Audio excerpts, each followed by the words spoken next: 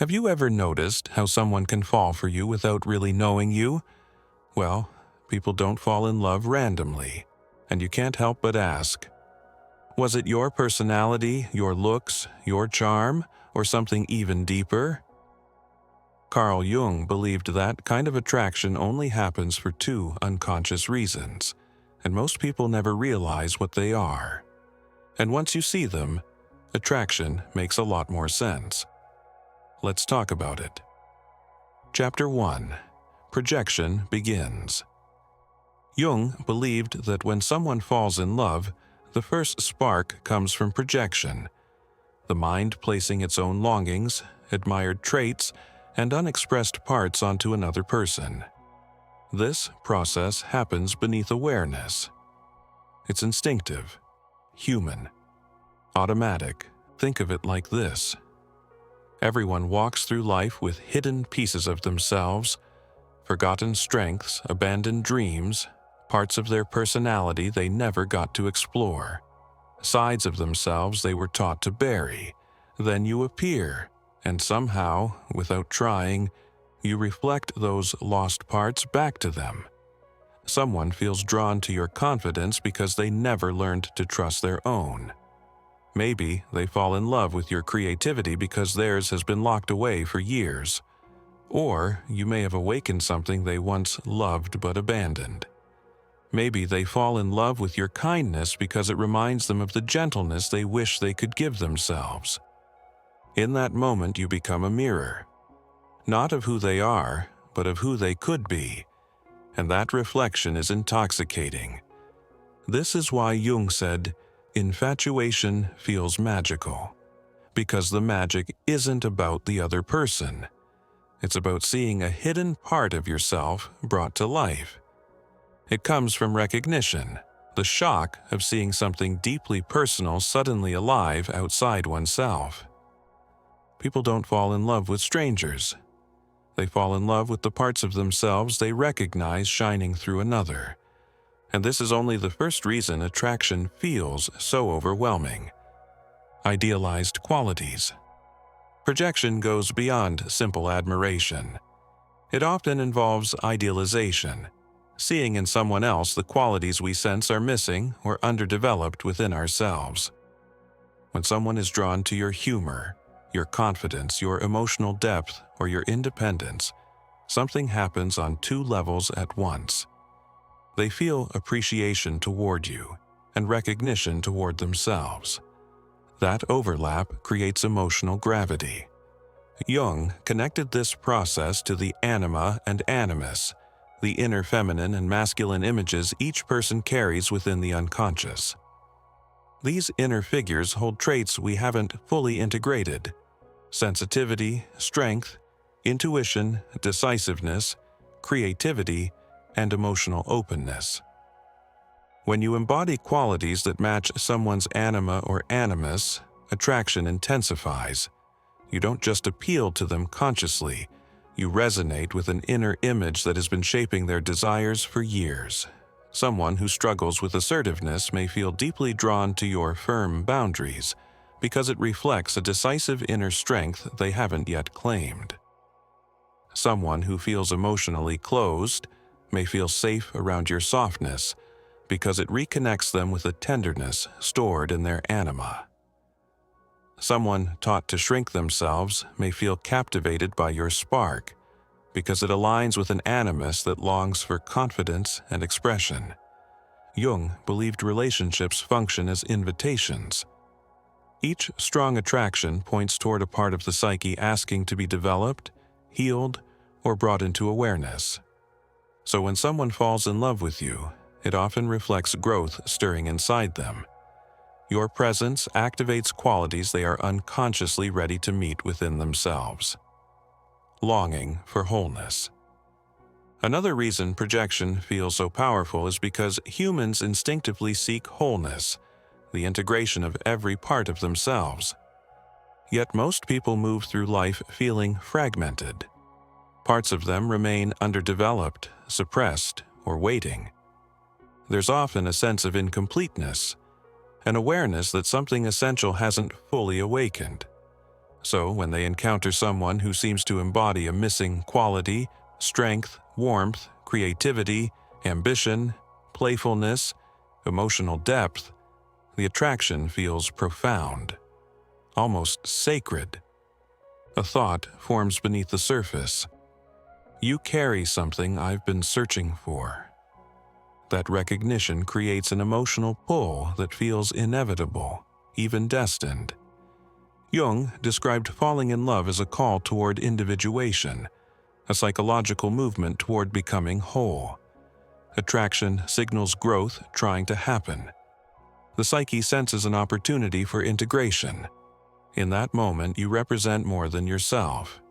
You become a living symbol of the life they feel ready to step into, and the self they are unconsciously reaching for. Chapter 2. Familiarity Awakens. Now, we move into the second reason people fall in love with you. This reason lives under the surface, influencing attraction before anyone can name what they're feeling. People are drawn to you because something about you feels familiar. Your presence activates emotional memories that were never stored as words, only as sensations. This familiarity tends to surface in two distinct ways. Familiar comfort. Sometimes you feel like an emotional shelter. Your voice, your tone, your patience, and the way you listen soothe an anxious or tired nervous system. You may echo moments from early life. A caregiver who made them feel understood, a friend who accepted them unconditionally, or a time when connection felt effortless and free. When people feel that sense of safety, their psyche leans in. Recognition feels comforting. Comfort feels like love. That is why attraction can ignite almost instantly, because the heart and nervous system recognize something long before the mind does. It isn't the surface traits that matter. It's the internal resonance, the alignment of subtle cues with the patterns their early life trained them to notice.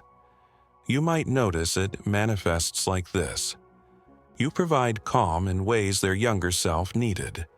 You present challenges in ways their older self craves. You evoke familiarity in ways their unconscious recognizes. You inspire in ways their untapped potential responds to. Attraction, in this sense, is not simply chemistry. It's an intricate weaving of past experiences, unspoken needs, and potential growth.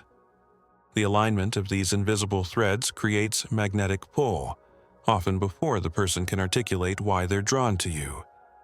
And as this chapter unfolds, you'll see that comfort alone doesn't always explain the intensity of attraction. The patterns run deeper. Familiar pattern. Other times, the familiarity is less soothing and more complex. It taps into unresolved emotional dynamics rather than comfort.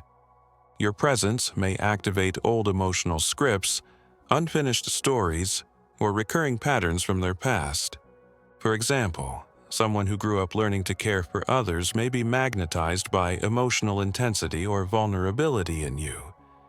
Someone who felt invisible as a child may be drawn to mystery, distance, or subtle challenge. Someone who experienced inconsistency may gravitate toward relationships that feel uncertain yet compelling, even if it's uncomfortable.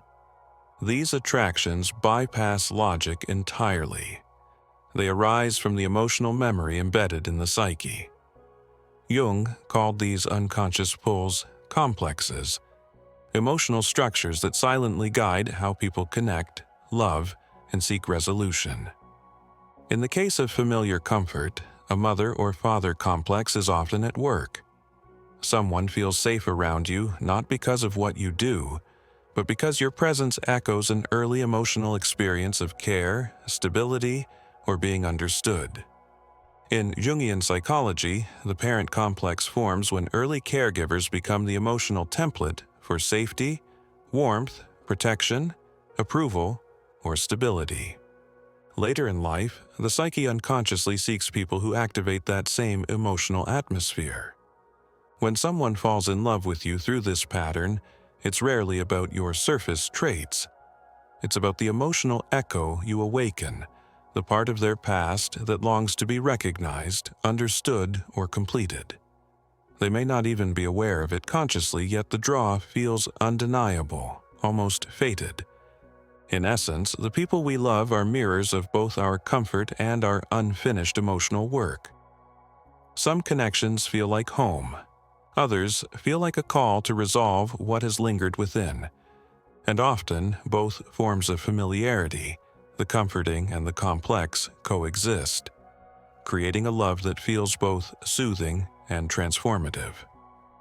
We'll now look at how these two powerful forces, projection and familiarity, combine to make certain connections feel irresistible, almost magical. The two core reasons. When you boil it all down, Carl Jung suggested people fall in love for two deep, universal reasons. These reasons aren't always conscious, and they often feel inevitable, almost like fate, but they're rooted in the psyche. Number 1. You represent what they long for. This isn't just about admiration.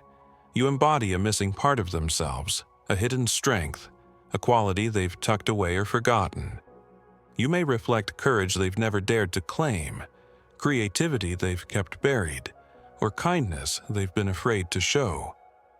You become the mirror for the version of themselves they've been quietly yearning to awaken. When someone falls for you in this way, it's as if they're saying without words, "I see a side of me in you that I've been trying to find." Love becomes a psychological compass, guiding them toward growth, self-realization, and the parts of life they've been avoiding. You are not just admired, you are transformative. Number 2. You feel emotionally familiar. The second reason is subtler but equally powerful. You trigger feelings that are anchored in memory, patterns, and emotional history. You might radiate comfort, warmth, or a sense of safety. You might unconsciously echo the gestures, tone, or presence of someone they loved or wished they had loved early in life. Sometimes it's soothing. Sometimes it's unresolved. Either way, your presence resonates with their emotional blueprint.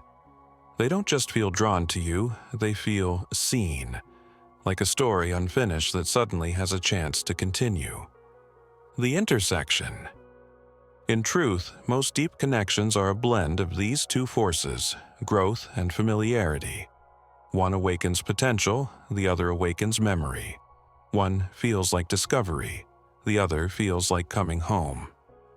Together, they create an attraction that can feel magnetic, immediate, and strangely destined.